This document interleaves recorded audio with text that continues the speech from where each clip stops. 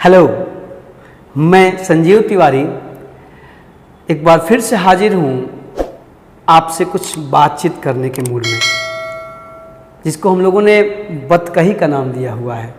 कुछ बच्चियों ने मैसेज भी किया कि सर आप बीच बीच में अपनी बतकही जरूर किया करें। तो बतकही शब्द को अगर हम सामान्य जीवन में देखें तो इसे नकारात्मक रूप में लिया जाता है। गांव में शायद लोग बतकही को पास टाइम का एक जरिया समझते हैं। एक मुझे अच्छा लगा जब मैंने इसको शीर्षक दिया बतकही का, तो एक बार मन में कहीं ना कहीं ये भाव थे कि लोग इसको कहीं नेगेटिव अर्थ में ना ले जाएं। लेकिन अब तक के हर बतकही वाले सेशन पे आपकी जो प्रतिक्रियाएं आई हैं, आपका जो प्यार मिला है, जो उत्साह दिखा है, कुछ लोगों ने तो बहुत ही प्रेरणादायी कमेंट किए हैं। तो मुझे खुशी हुई कि मैंने इस शब्द का चयन, इस शीर्षक का चयन, इस टाइटल का चयन जिस भाव से किया था वही भाव आप तक पहुंचा। ये मेरे लिए बड़ी खुशी की बात है। सवाल उठता है कि आज क्यों इस बतकही की बात क्यों दिमाग में आई। तो अभी परसों IAS का रिजल्ट आया और बड़े उत्साह के साथ अपने टॉपर्स, दूसरे टॉपर, तीसरे टॉपर, तमाम बच्चियों ने इस बार फिर कमाल किया है। लड़कियां ओलंपिक से लेकर और प्रशासन तक में जो झंडे लहरा रही हैं, तो ये बड़ी ही खुशी की बात है। सरकार, हम, आप सब जो नीतियां चल रही हैं, शायद भाई अचानक बेटियां आगे बढ़ रही तो जाहिर सी बात है इसमें सरकार की नीतियों का भी योगदान है, माँ बाप का योगदान है, परिवार का योगदान है, समाज का नज़रिया, उसका दृष्टिकोण निश्चित रूप से बेटियों के प्रति बदल रहा है। ये बड़ी खुशी की बात है। और बेटियों ने जिस तरह से पिछले साल 2 सालों में जो परचम लहराया है वो कमाल है। मतलब अभी कल ही डॉटर्स डे था, पुत्री दिवस लोगों ने मनाया, तो बड़ी ही सीना चौड़ा होने वाली और खुशी व्यक्त करने वाली बात है। ऊपर से अभी खबर आई कि अब बेटियों को NDA में भी शामिल होने का अधिकार मिल गया। आपके लिए आपका जो आसमान है वो थोड़ा और बड़ा हो गया, आप और भी पंख खोलकर परवाज कर सकती हैं। तो इसके लिए आपको ढेर सारा साधुवाद, आपको बधाई कि आपके लिए आकाश बढ़ता जा रहा है। अभी जो परिणाम आया, आपने टॉपर्स को देखा, जिनके परिणाम आए, अखबारों में नाम, लोगों ने अपने अपने क्षेत्र के बच्चों के फ़ोटोज़ के साथ पोस्ट डाले कि मेरे गांव से, कुछ लोग मेरे वर्ग से, तो मेरे समाज से। बड़ा अच्छा लगा, क्योंकि ये पहली चीज़ है दोस्त। जिस दिन आप दुखों को जज्ब करना और दूसरों की खुशियों को सेलिब्रेट करना, उसका जश्न मनाना सीख लिया ना, उसी दिन आप समझ जाना कि आपने जीवन में पहली सफलता प्राप्त कर ली है।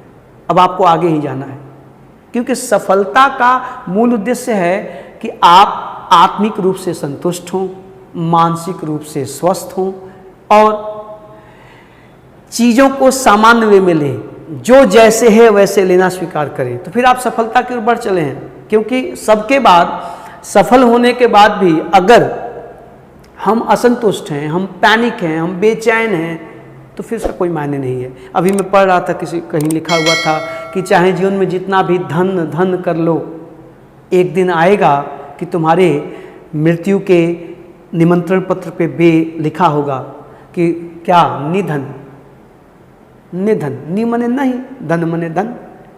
तो बड़ा अच्छा लगा कि चाहे तुम जितना धन कर लो, एक दिन तुम्हारी मरने के बाद उस निमंत्रण पत्र पे लिखा जाएगा कि फलाने का निधन हो गया। आप निधन ही होंगे। ये मुट्ठी सोचिए, इसको बांधने के लिए, इसमें छिपाने के लिए हम बेचैन रहते हैं, लेकिन जब उसका बुलावा आता है उसके बाद ये खुली होती है और लाख कोशिशें करते हैं लोग, अब ये बंद नहीं हो सकता, खुली ही रहती है ना। तो कहने का मतलब कि ये बात उनके लिए ज़्यादा महत्वपूर्ण है जिनको सफलता नहीं मिली, जिनको दौड़ में पीछे रह जाना पड़ा, तो उनको निराश होने की ज़रूरत नहीं है। एक बात और, आप लगे हुए हैं तो आज नहीं तो कल सपने तो पूरे होंगे। अभी TGT PGT का रिजल्ट आने वाला है, PGT के कुछ विषयों का आया है, कुछ के नाम इंटरव्यू के लिए, साक्षात्कार के लिए आए होंगे, कुछ के नहीं आए होंगे। परीक्षाएं हो रही हैं, रिजल्ट्स भी आएंगे। अब परीक्षाओं का मौसम है तो रिजल्ट्स का भी मौसम होगा, परिणामों के भी मौसम होंगे। तो परिणाम आने पर अगर आपके पक्ष में रहा तो बहुत अच्छी बात है, पक्ष में नहीं रहा तो भी बहुत निराश होने की बात नहीं है।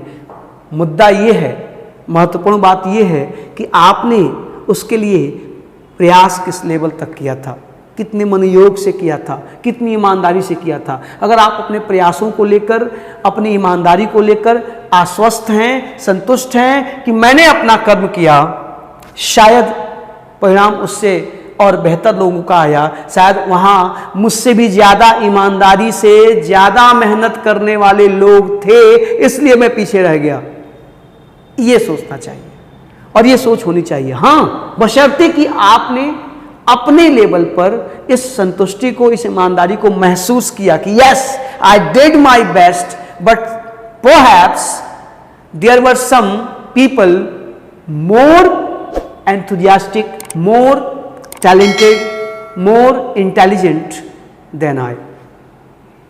ये सोचिए और कहिए कि अगली बार उससे भी आगे जाके दिखाऊंगा, तब तो ठीक है।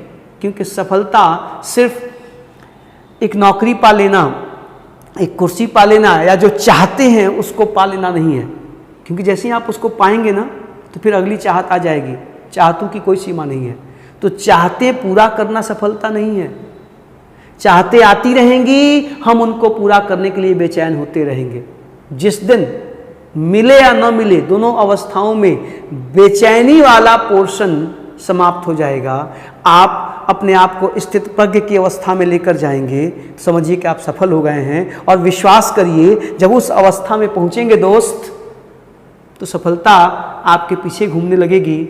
जैसा कि बाबा रणछोड़ दास ने 3 इयर्स में कहा था कि सफलता झक मार के पीछे आएगी, बशर्ते कि आप उस अवस्था में पहुँचें। और उसको पहुँचने के लिए आपको दिए गए कार्य, आपके एम्बिशंस के प्रति ईमानदारी और निष्ठा का होना आवश्यक है। बाकी होना ना होना ठीक है। अभी बात हो रही थी, अभी बाहर बैठे थे अमित जी, तुम्हारी उनसे बात हो रही थी, तो उन्होंने कहा कि तिवारी जी एक सिंगर बड़ा चर्चा में है, जुबिन नौटियाल। मैंने सुना था कि उन्हें इंडियन आइडल से बाहर कर दिया गया था, उनको उसके योग्य नहीं माना गया था। और आज सोचिए कि वो तहलका मचाए हुए हैं। तो क्या इंडियन आइडल से बाहर होना, वहाँ से असफल होना उनकी योग्यता का प्रमाण पत्र था? इसके पहले अरिजीत सिंह के गाने सुन सुन के आप दीवाने हो रहे होंगे।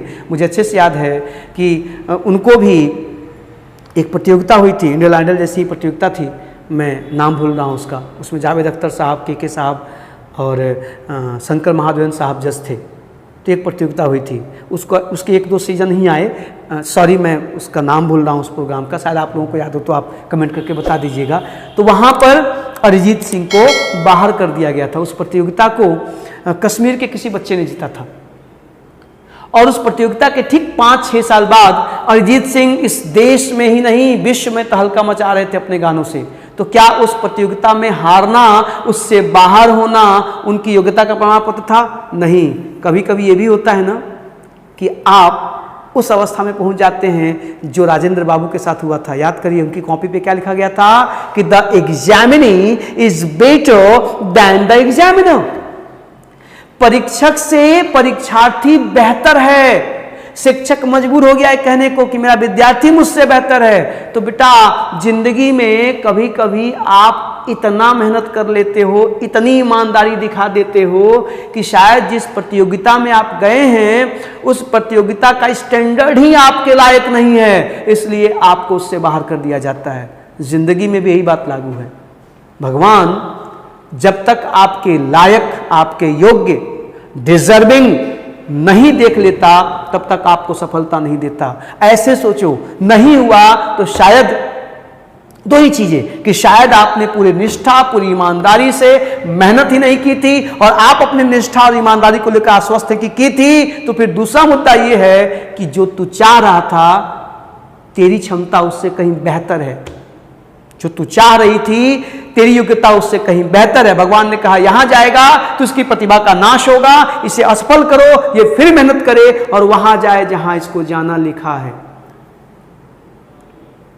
आ रही बात समझ में? क्रिकेट की दुनिया में कुछ नाम हैं, राजेंद्र गोयल, केपी भास्कर, निम्बालकर, आप शायद न सुने हो, गूगल कर लीजिएगा। निम्बालकर साहब के रिकॉर्ड को ही ब्रायन लारा ने 501 काउंटी में बना के तोड़ा था। उसके पहले वो रिकॉर्ड था। हनीफ मोहम्मद साहब का रिकॉर्ड था 499 या 98 का, पाकिस्तान के क्रिकेटर, आप नाम भी नहीं सुनोगे। खैर हनीफ मोहम्मद साहब ने तो पाकिस्तान के लिए अंतर्राष्ट्रीय क्रिकेट खेला, लेकिन निम्बालकर साहब को कभी इंडिया के लिए खेलने का मौका नहीं मिला। राजेंद्र गोयल को कभी इंडिया के लिए खेलने का मौका नहीं मिला। केपी भास्कर को कभी इंडिया के लिए खेलने के लिए मौका नहीं मिला। लेकिन दिल्ली रणजी टीम में कभी जाकर मिलेंगे तो केपी भास्कर का नाम वहां भगवान की तरह लिया जाता है, इतने अच्छे बल्लेबाज थे। राजेंद्र गोयल साहब जब खेलने आए तब भारत में बिशन सिंह बेदी, चंद्रशेखर प्रसन्ना का जमाना था, स्पिनर्स को मौके नहीं मिले और गोयल साहब कभी इंडिया के लिए नहीं खेल पाए। लेकिन आपको पता है, जब भी भारत में स्पिन गेंदबाजी का इतिहास लिखा जाएगा, राजेंद्र गोयल का नाम लिखा जाएगा।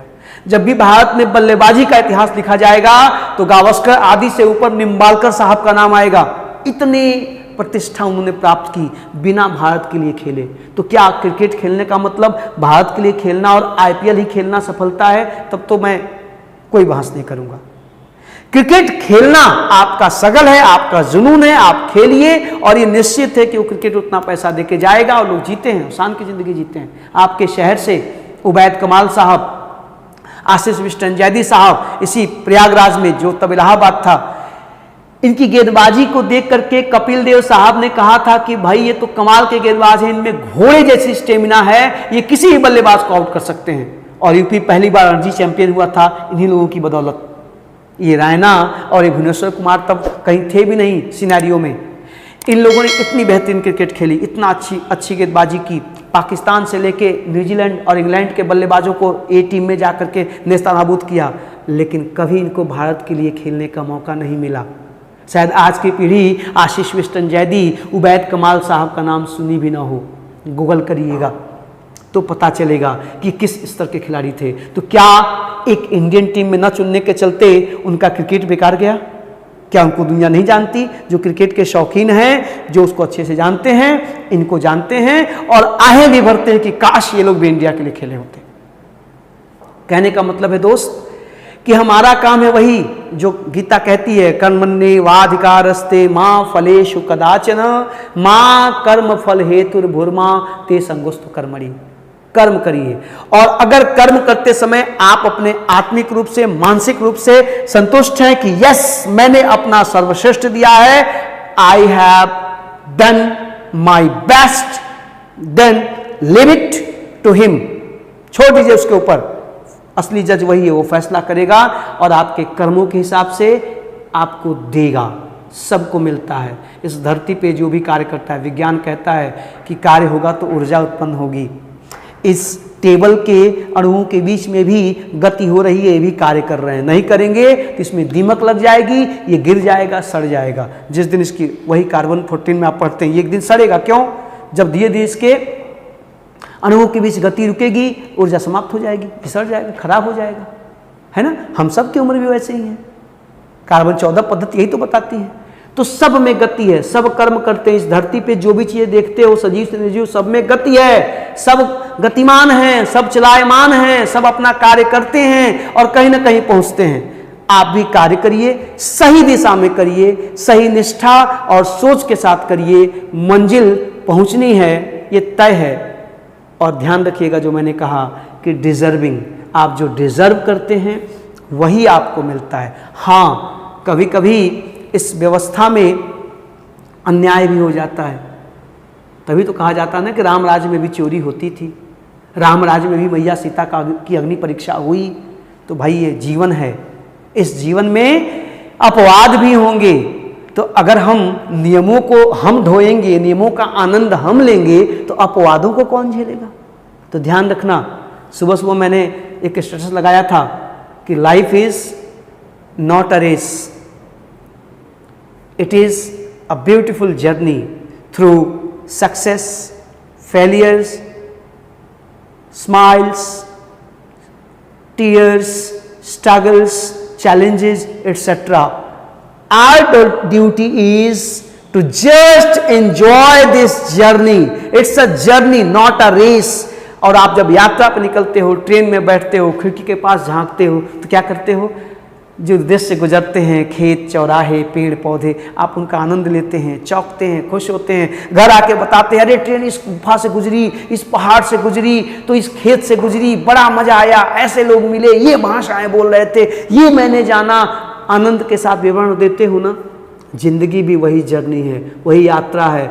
इस यात्रा के दृश्यों को, स्टेशंस को, दौर को, जिसमें जितने खेत खलियान आते हैं उनको ध्यान से ऑब्जर्व करिए, उनका वर्णन करिए, उसका आनंद लीजिए और लगे रहिए, सफलता मिलेगी। कहीं ना कहीं कुछ ना कुछ तो होगा। ये जन्म जब मिला है इस धरती पे तो निरर्थक नहीं है। जो हार के बैठ जाते हैं ना, जो नकारात्मक सोचते हैं ना, जो खुद को पहचान नहीं पाते हैं ना, वही कहते हैं कि जीवन में सब कुछ भाग्य करता है। यस, भाग्य है, लेकिन भाग्य के भरोसे कर्म करना बंद नहीं किया जा सकता।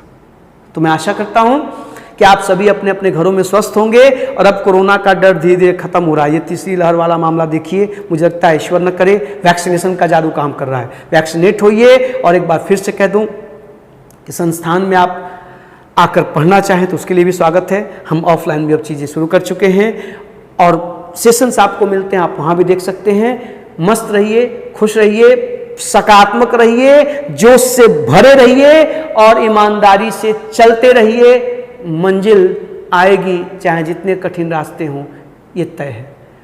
ढेर सारा आशीर्वाद, ढेर सारी शुभकामनाएं सफल लोगों को, और जो असफल हुए उनके लिए ढेर सारी दुआएं फिर से जुट जाने के लिए। मिलते हैं किसी और दिन कुछ और बातों के साथ। Thank you.